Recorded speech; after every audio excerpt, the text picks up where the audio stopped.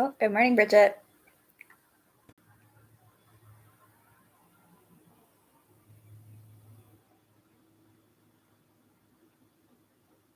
Good morning, Sahaline.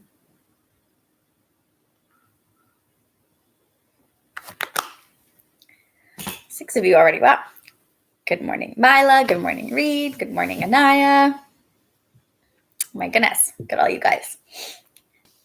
Okay. So let's do a quick little review of chapter 15, right? So what happened? Oh, chapter 15, right? We had the spiders in chapter 15. So Ron and Harry, well, we've got today's chapter, right? So chapter 16, 17, and 18. So after today, we've got 2 more chapters, but including today, we've got 3. Yeah, so we've got the spiders that they followed the spiders and it led them to a giant spider home. I don't know what you would call it. A web, maybe, I guess. And I'm going to move my coffee. I'm going to knock that over. And what else? At the end of the chapter, what did they think of?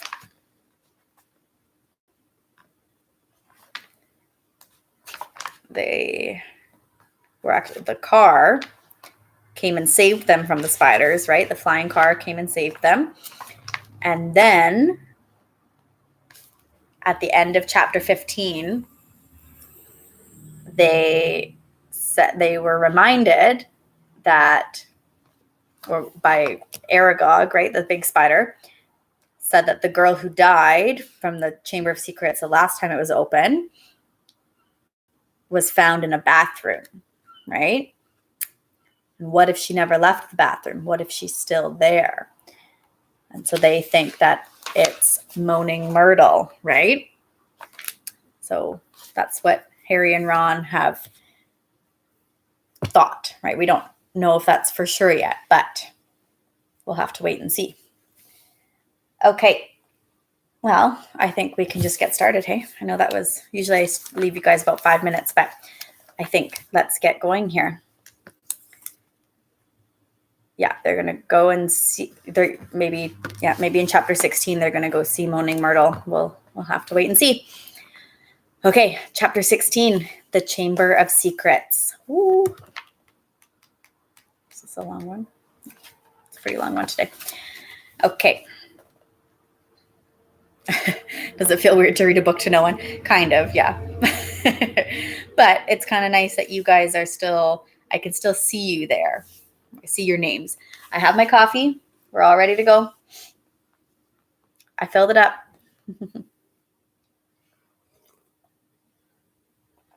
But yes, it is weird to read a book to no one in my apartment by myself. But I know that there's lots of you guys that are listening. So that's awesome. All right, chapter 16, the Chamber of Secrets. All those times we were in that bathroom and she was just 3 toilets away, said Ron bitterly at breakfast the next day. And we could have asked her. And now, oh, hi, Milo. Okay, remember, we're not just chatting, right? If you've got questions about the book. And we could have asked her. And now it had been hard enough trying to look for spiders, escaping their teachers long enough to sneak into a girl's bathroom, the girl's bathroom, moreover, right next to the scene of the first attack, was going to be almost impossible. But something happened in their first lesson, Transfiguration, which drove the Chamber of Secrets out of their minds for the first time in weeks. 10 minutes into the class, Professor McGonagall told them that their exams would start on the 1st of June, 1 week from today. Exams? Howled Seamus Finnegan. We're still getting exams? There was a loud bang behind Harry as Neville Longbottom's wand slipped, vanishing one of the legs on his desk. Professor McGonagall restored it with a wave of her own wand and turned, frowning, to Seamus. The whole point of keeping the school open at this time is for you to receive your education, she said sternly. The exams will therefore take place as usual, and I trust you are all revising hard. Revising hard? It had never occurred to Harry that there would be exams with the castle in this state.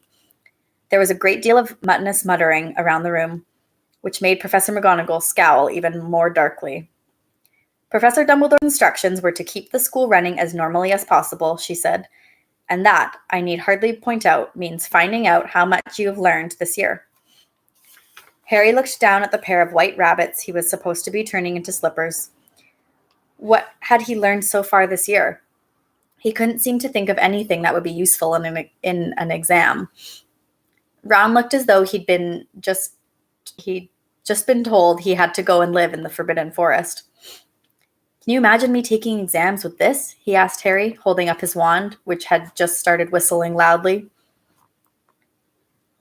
3 days before their first exam, Professor McGonagall made another announcement at breakfast. I have good news, she said, and the Great Hall, instead of falling silent, erupted. Dumbledore's coming back, several people yelled joyfully. You've caught the heir of Slytherin, squealed a girl on the Ravenclaw table. Quidditch matches are back on, roared Wood excitedly. When the hubbub had subsided, Professor McGonagall said, Professor Sprout has informed me that the mandrakes are ready for cutting at last. Tonight, we will be able to revive those people who have been petrified. I need hardly remind you all that one of them may well be able to tell us who or what attacked them. That's okay if you're late, Milo. I am hopeful that this dreadful year will end with our catching the culprit. There was an explosion of cheering. Harry looked over at the Slytherin table and wasn't at all surprised to see that Draco Malfoy hadn't joined in. We'll have to wait and see what happens. Ron, however, was looking happier than he'd looked in days. It won't matter that we never asked Myrtle then, he said to Harry. Hermione will probably have all the answers when they wake her up. Mind you, she'll go mad when she finds out we've got exams in 3 days' time. She hasn't revised. It might be kinder to leave her where she is till they're over. Just then, Ginny Weasley came over and sat down next to Ron. She looked tense and nervous, and Harry noticed that her hands were twisting in her lap. What's up? Said Ron, helping himself to more porridge. Ginny didn't say anything, but glanced up and down the Gryffindor table with a scared look on her face that reminded Harry of someone, though he couldn't think who. Spit it out, said Ron, watching her. Harry suddenly realized who Ginny looked like.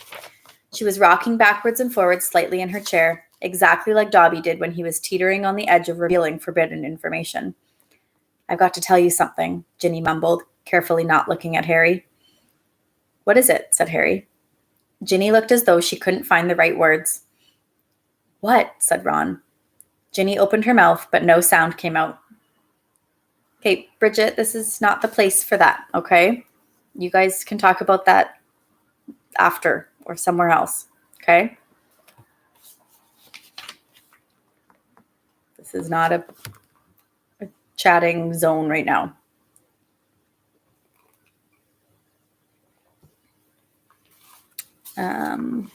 Ginny opened her mouth, but no sound came out.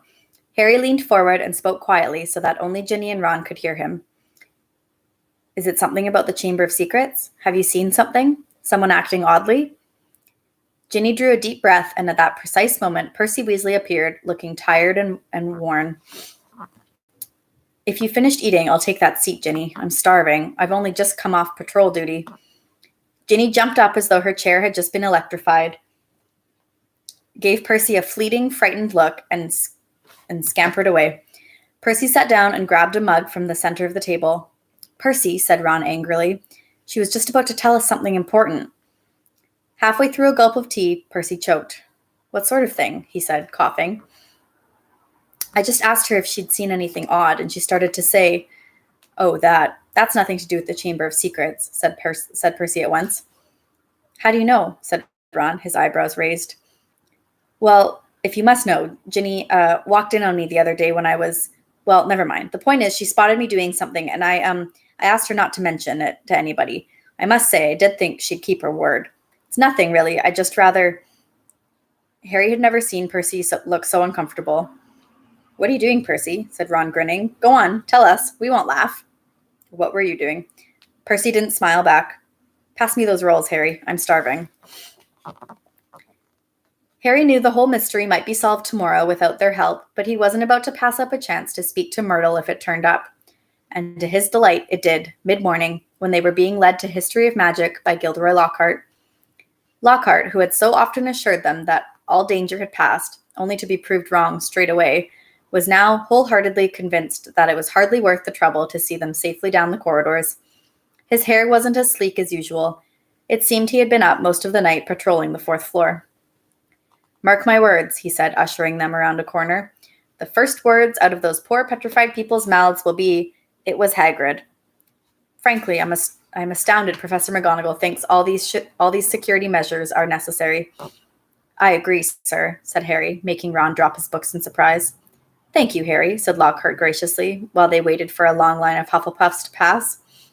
"I mean, we teachers have quite enough to be getting on with, without walking students to classes and standing guard all night." "That's right," said Ron, catching on. "Why don't you leave us here, sir? We've only got one more corridor to go." "You know, Weasley, I think I will," said Lockhart. "I really should go and prepare my next class." And he hurried off. Prepare his next class, Ron sneered after him. Gone to curl his hair, more like. They let the rest of the Gryffindors draw ahead of them, then darted down a side passage and hurried off towards Moaning Myrtle's bathroom. But just as they were congratulating each other on their brilliant scheme, "Potter, Weasley, what are you doing?" It was Professor McGonagall, and her mouth was the thinnest of thin lines. We were, Ron stammered. "We were going to go and see Hermione," said Harry. Ron and Professor McGonagall both looked at him. "We haven't seen her for ages, Professor," Harry went on hurriedly, treading on Ron's foot. "And we thought we'd sneak into the hospital wing, and tell her the mandrakes are nearly ready, and, not to worry." Professor McGonagall was still staring at him, and for a moment, Harry thought she was going to explode. But when she spoke, it was in a strangely croaky voice. "Of course," she said, and Harry, amazed, saw a tear glistening in her beady eye. "Of course, I realize this has all been hardest on the friends of those who have been. I quite understand. Yes, Potter, of course you may visit Miss Granger. I will inform Professor Binns where you've gone. Tell Madame Pomfrey I have given my permission." Harry and Ron walked away, hardly daring to believe that they'd avoided detention. As they turned the corner, they distinctly heard Professor McGonagall blow her nose. "That," said Ron fervently, "was the best story you've ever come up with." They had no choice now but to go to the hospital wing and tell Madame Pomfrey that they had Professor McGonagall's permission to visit Hermione. Madame Pomfrey let them in, but reluctantly. "There's just no point in talking to a petrified person," she said, and they had to admit she was right when they'd taken their seats next to Hermione. It was plain that Hermione didn't have the faintest inkling that she had visitors, and that they might just as well tell her bedside cabinet not to worry for all the good it would do. "Wonder if she did see the attacker, though," said Ron, looking sadly at Hermione's rigid face. "Because if he sneaked up on them all, no one will ever know." But Harry wasn't looking at Hermione's face. He was more interested in her right hand. It lay clenched on top of her blankets, and bending closer, he saw that a piece of paper was scrunched inside her fist. Making sure that Madame Pomfrey was nowhere near, he pointed this out to Ron. "Try and get it out," Ron whispered, shifting his chair so that he blocked Harry from Madame Pomfrey's view. It was no easy task. Hermione's hand was clamped so tightly around the paper that Harry was sure he was going to tear it. While Ron kept watch, he tugged and twisted, and at last, after several tense minutes, the paper came free. It was a page torn from a very old library book. Harry smoothed it out eagerly, and Ron leaned close to read it too. "Of the many fearsome beasts and monsters that roam our land, there is none more curious or more deadly than the basilisk, also known as the king of serpents. This snake, which may reach gigantic size and live many hundreds of years, is born from a chicken's egg, hatched beneath a toad. Its methods of killing are most wondrous, for aside from its deadly and venomous fangs, the basilisk has a murderous stare, and all who are fixed with the beam of its eyes shall suffer instant death. Spiders flee before the basilisk, for it is their mortal enemy, and the basilisk flees only from the crowing of the rooster, which is fatal to it." And beneath this, a single word had been written in a hand Harry recognized as Hermione's: "Pipes." It was as though somebody had just flicked a light on in his brain. "Ron," he breathed, "this is it. This is the answer. The monster in the chamber is a basilisk, a giant serpent. That's why I've been hearing that voice all over the place, and nobody else has heard it. It's because I understand Parseltongue." Harry looked up at the beds around him. "The basilisk kills people by looking at them, but no one's died because no one looked it straight in the eye. Colin saw it through his camera. The basilisk burned up all the film inside, but Colin just got petrified. Justin must have seen the basilisk through nearly headless Nick. Nick got the full blast of it, but he couldn't die again. And Hermione and that Ravenclaw prefect were found with a mirror next to them. Hermione had just realized the monster was a basilisk. I bet you anything she warned the first person she met to look round corners with a mirror first. And that girl pulled out her mirror and..." Ron's jaw had dropped. "And Mrs. Norris?" he whispered eagerly. Harry thought hard, picturing the scene on the night of Halloween. "The water," he said slowly. "The flood from Moaning Myrtle's bathroom. I bet you Mrs. Norris only saw the reflection." He scanned the page in his hand eagerly. The more he looked at it, the more it made sense. "The crowing of the rooster is fatal to it," he read aloud. "Hagrid's roosters were killed. The heir of Slytherin didn't want one anywhere near the castle once the chamber was opened. Spiders flee before it. It all fits." "But how's the basilisk been getting around the place?" said Ron. "A dirty great snake. Someone would have seen..." Harry, however, pointed at the word Hermione had scribbled at the foot of the page. "Pipes," he said. "Pipes. Ron, it's been using the plumbing. I've been hearing that voice inside the walls." Ron suddenly grabbed Harry's arm. "The entrance to the Chamber of Secrets," he said hoarsely. "What if it's a bathroom? What if it's in..." "Moaning Myrtle's bathroom," said Harry. They sat there, excitement coursing through them, hardly able to believe it. "This means," said Harry, "that I can't be the only Parselmouth in the school. The heir of Slytherin's one too. That's how they've been controlling the basilisk." "What are we going to do?" said Ron, whose eyes were flashing. "Shall we go straight to McGonagall?" "Let's go to the staff room," said Harry, jumping up. "She'll be there in 10 minutes. It's nearly break." They ran downstairs, not wanting to be discovered, hanging around in another corridor. They went straight into the deserted staff room. It was a large paneled room full of dark wooden chairs. Harry and Ron paced around it, too excited to sit down. But the bell to signal break never came.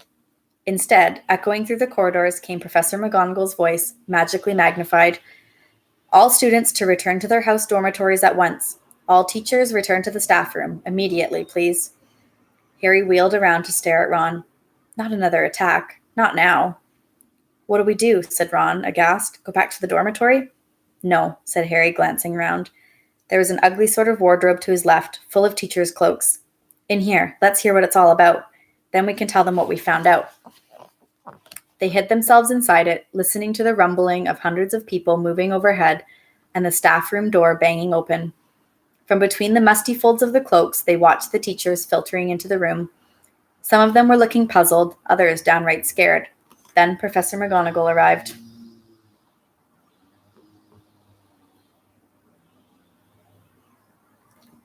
"It has happened," she told the silent staff room. "A student has been taken by the monster, right into the chamber itself." Professor Flitwick let out a squeal.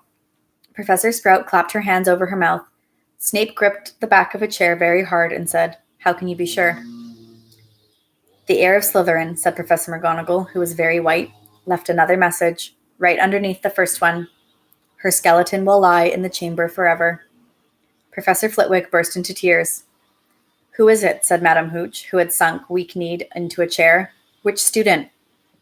"Ginny Weasley," said Professor McGonagall. Harry felt Ron slide silently down into the wardrobe floor beside him.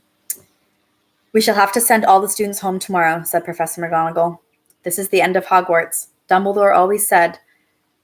The staff room door banged open again. For one wild moment, Harry was sure it would be Dumbledore, but it was Lockhart, and he was beaming. "So sorry, dozed off. What have I missed?" He didn't seem to notice that the other teachers were looking at him with something remarkably like hatred. Snape stepped forward. "Just the man, the very man. A girl has been snatched by the monster, Lockhart, taken to the Chamber of Secrets itself. Your moment has come at last." Lockhart blanched. "That's right, Gilderoy," chipped in Professor Sprout. "Weren't you saying just last night that you've known all along where the entrance to the Chamber of Secrets is?" I spluttered Lockhart. "Yes, didn't you tell me you were sure you knew what was inside it?" piped up Professor Flitwick. Did I? I don't recall. I certainly remember you saying you were sorry you hadn't had a crack at the monster before Hagrid was arrested, said Snape. Didn't you say that the whole affair had been bungled and that you should have been given a free rein from the first? Lockhart stared around at his stony-faced colleagues. I really never... You may have misunderstood. We'll leave it to you then, Gilderoy, said Professor McGonagall. Tonight will be an excellent time to do it. We'll make sure everyone's out of the way. You'll be able to tackle the monster all by yourself. A free rein at last. Lockhart gazed desperately around him, but nobody came to the rescue. He didn't look remotely handsome anymore. His lip was trembling, and in the absence of his usually toothy grin, he looked weak-chinned and weedy. Very well, he said. I'll be in my office getting ready. And he left the room. Right, said Professor McGonagall, whose nostrils were flared. That's got him out from under our feet. The heads of houses should go and inform their students what has happened. Tell them the Hogwarts Express will take them home first thing tomorrow. Will the rest of you please make sure no students have been left outside their dormitories? The teachers rose and left, one by one. It was probably the worst day of Harry's entire life. He, Ron, Fred, and George sat together in a corner of the Gryffindor common room, unable to say anything to each other. Percy wasn't there. He had gone to send an owl to Mr. and Mrs. Weasley, then shut himself up in his dormitory. No afternoon ever lasted as long as that one, nor had Gryffindor Tower ever been so crowded, yet so quiet. Near sunset, Fred and George went up to bed, unable to sit there any longer. She knew something, Harry, said Ron, speaking for the first time since they had entered the wardrobe in the staff room. That's why she was taken. It wasn't some stupid thing about Percy at all. She'd found out something about the Chamber of Secrets. That must be why she was... Ron rubbed his eyes frantically. I mean, she was a pureblood. There can't be any other reason. Harry could see the sun sinking, blood red, below the skyline. This was the worst he had ever felt. If only there was something they could do. Anything. Harry, said Ron, do you think there's any chance at all she's not, Harry didn't know what to say. He couldn't see how Ginny could still be alive. Do you know what, said Ron, I think we should go and see Lockhart. Tell him what we know. He's going to try and get into the chamber. We can tell him where we think it is and tell him it's a basilisk in there. Because Harry couldn't think of anything else to do, and because he wanted to be doing something, he agreed. The Gryffindors around them were so miserable and felt so sorry for the Weasleys that nobody tried to stop them as they got up, crossed the room, and left through the portrait hole. Darkness was falling as they walked down to Lockhart's office. There seemed to be a lot of activity going on inside it. They could hear scraping, thumps, and hurried footsteps. Harry knocked, and there was a sudden silence from inside. Then the door opened the tiniest crack, and they saw one of Lockhart's eyes peering through it. Oh, Mr. Potter, Mr. Weasley, he said, opening the door a mite wider. I'm rather busy at the moment. If you would be quick. Professor, we've got some information for you, said Harry. We think it'll help. Well, it's not terribly... The side of Lockhart's face that they could see looked very uncomfortable. I mean, well, all right.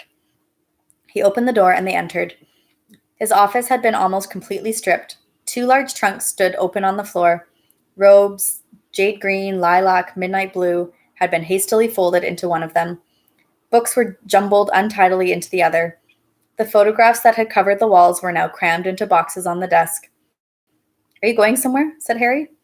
Well, yes, said Lockhart, ripping a life-size poster of himself from the back of the door as he spoke, and starting to roll it up. Urgent call, unavoidable, got to go. What about my sister? Said Ron jerkily. Well, as to that, most unfortunate, said Lockhart, avoiding their eyes as he wrenched open a drawer and started emptying the contents into a bag. No one regrets more than I. You're the Defense Against the Dark Arts teacher, said Harry. You can't go now, not with all the dark stuff going on here. Well, I must say, when I took the job, Lockhart muttered, now piling socks on top of his robes, nothing in the job description. Didn't expect. You mean you're running away? Said Harry disbelievingly. After all that stuff you did in your books? Books can be misleading, said Lockhart delicately. You wrote them, Harry shouted. My dear boy, said Lockhart, straightening up and frowning at Harry, do use your common sense. My books wouldn't have sold half as well if people didn't think I'd done those things. No one wants to read about some ugly old Armenian warlock, even if he did save a village from werewolves. He looked dreadful on the front cover, no dress sense at all. And the witch who banished the abandoned banshee had a hair lip. I mean, come on. So you've just been taking credit for what a load of other people have done? Said Harry incredulously. Harry, said Lockhart, shaking his head impatiently. It's not nearly as simple as that. There was work involved. I had to track these people down, ask them exactly how they managed to do what they did. Then I had to put a memory charm on them so they wouldn't remember doing it. If there's one thing I pride myself on, it's my memory charms. No, it's been a lot of work, Harry. It's not all book signings and publicity photos. You know, you want fame, you have to be prepared for a long, hard slog. He banged the lids of his trunk shut and locked them. Let's see, he said. I think that's everything. Yes, only one thing left. He pulled out his wand and turned to them. Awfully sorry, boys, but I'll have to put a memory charm on you now. Can't have you blabbing my secrets all over the place. I'd never sell another book. Harry reached his wand just in time. Lockhart had barely raised his hand when Harry bellowed, Expelliarmus! Lockhart was blasted backwards, falling over his trunk. His wand flew high in the air. Ron caught it and flung it out of the open window. Shouldn't have let Professor Snape teach us that one, said Harry furiously, kicking Lockhart's trunk aside. Lockhart was looking up at him, weedy once more. Harry was still pointing his wand at him. What do you want me to do? Said Lockhart weakly. I don't know where the Chamber of Secrets is. There's nothing I can do. You're in luck, said Harry, forcing Lockhart to his feet at one point. I think we know where it is, and what's inside it. Let's go. They marched Lockhart out of his office and down the nearest stairs, along the dark corridor where the messages shone on the wall, to the door of Moaning Myrtle's bathroom. Yeah, we found out Lockhart has admitted that he didn't do those things, right? He is a fraud. And it's fraud is F-A.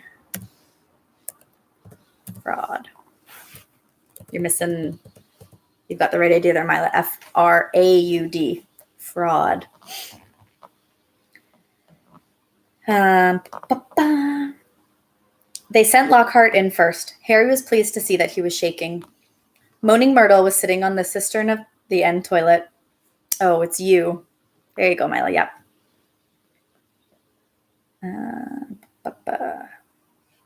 Oh, it's you, she said when she saw Harry. What do you want this time?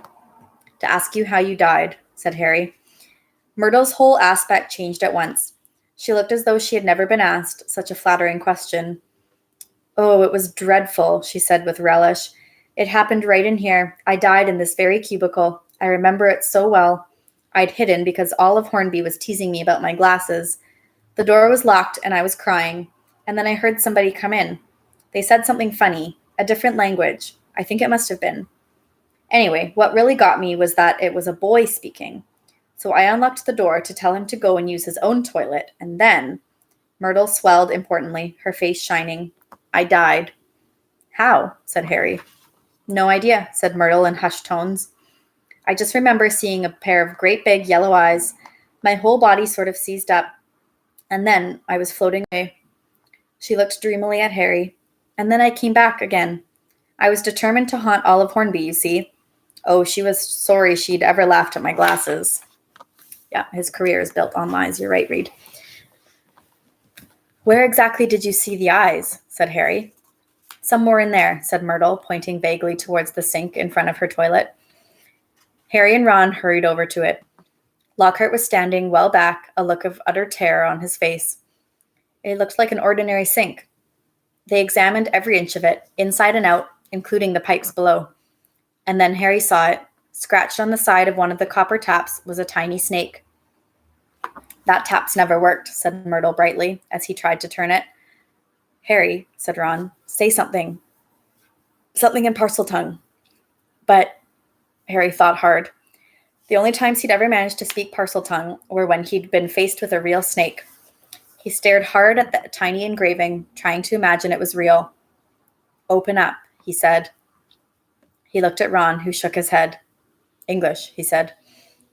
Harry looked back at the snake, willing himself to believe it was alive. If he moved his head, the candlelight made it look as though it was moving.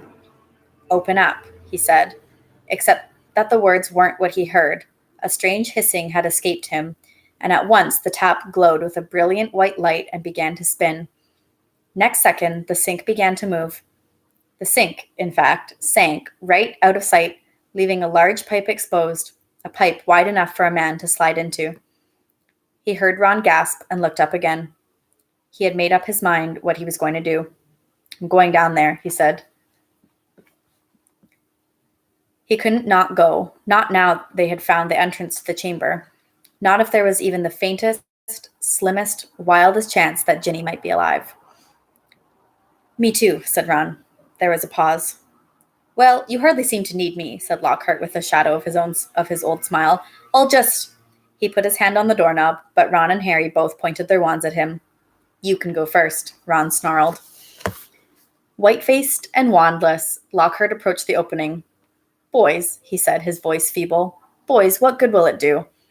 Harry jabbed him in the back with his wand. Lockhart slid his legs into the pipe.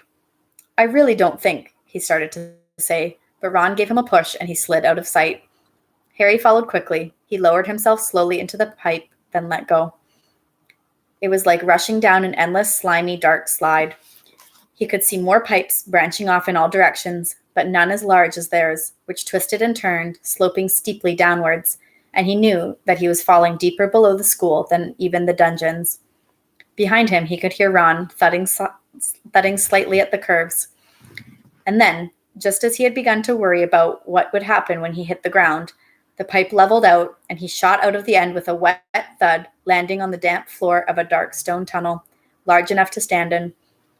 Lockhart was getting to his feet a little way away, covered in slime and white as a ghost. Harry stood aside as Ron came whizzing out of the pipe too. "We must be miles under the school," said Harry, his voice echoing in the black tunnel. "Under the lake, probably," said Ron, squinting around at the dark, slimy walls. All three of them turned to stare into the darkness ahead. "Loomis," Harry muttered to his wand, and it lit again. "Come on," he said to Ron and Lockhart, and off they went, their footsteps slapping loudly on the wet floor. The tunnel was so dark that they could only see a little distance ahead. Their shadows on the wet walls looked monstrous in the wand light.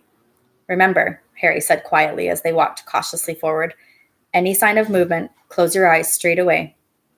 But the tunnel was quiet as the grave, and the first unexpected sound they heard was a loud crunch as Ron stepped on what turned out to be a rat's skull. Harry lowered his wand to look at the floor and saw that it was littered with small animal bones. Trying very hard not to imagine what Ginny might look like if they found her, Harry led the way forward, round a dark bend in the tunnel. "Harry, there's something up there," said Ron hoarsely, grabbing Harry's shoulder. They froze, watching. Harry could just see the outline of something huge and curved, lying right across the tunnel. It wasn't moving. "Maybe it's asleep," he breathed, glancing back at the other two. Lockhart's hands were pressed over his eyes. Harry turned back to look at the thing, his heart beating so fast it hurt. Very slowly, his eyes as narrow as he could make them and still see, Harry edged forward, his wand held high. The light slid over a gigantic snakeskin of a vivid, poisonous green, lying curled and empty across the tunnel floor. The creature that had shed it must have been 20 feet long at least. "Blimey," said Ron weakly. There was a sudden movement behind them. Gilderoy Lockhart's knees had given way. "Get up," said Ron sharply, pointing his wand at Lockhart. Lockhart got to his feet, then he dived at Ron, knocking him to the ground. Harry jumped forward, but too late. Lockhart was straightening up, panting, Ron's wand in his hand and a gleaming smile back on his face. "The adventure ends here, boys," he said. "I shall take a bit of this skin back up to the school, tell them I was too late to save the girl, and that you two tragically lost your minds at the sight of her mangled body. Say goodbye to your memories." He raised Ron's spello-taped wand high over his head and yelled, "Obliviate!" The wand exploded with the force of a small bomb. Harry flung his arms over his head and ran, slipping over the coils of snakeskin, out of the way of great chunks of tunnel ceiling, which were thundering to the floor. Next moment, he was standing alone, gazing at a solid wall of broken rock. "Ron," he shouted, "are you okay? Ron!" So the Obliviate is like it takes away their memory. It doesn't kill them. It takes away their memory so that they won't remember being down in the tunnel with Gilderoy, right? I'm here, came Ron's muffled voice from behind the rockfall. I'm okay. This Git's not, though. He got blasted by the wand. There was a dull thud and a loud ow. It sounded as though Ron had just kicked Lockhart in the shins. What now? Ron's voice said, sounding desperate. We can't get through. It'll take ages. Harry looked up at the tunnel ceiling. Huge cracks had appeared in it. He had never tried to break apart anything as large as these rocks by magic, and now didn't seem a good moment to try. What if the whole tunnel caved in? There was another thud and another ow from behind the rocks. They were wasting time. Ginny had already been in the Chamber of Secrets for hours. Harry knew there was only one thing to do. Wait there, he called to Ron. Wait with Lockhart. I'll go on. If I'm not back in an hour. There was a very pregnant pause. I'll try and shift some of this rock, said Ron, who seemed to be trying to keep his voice steady, so you can get back through.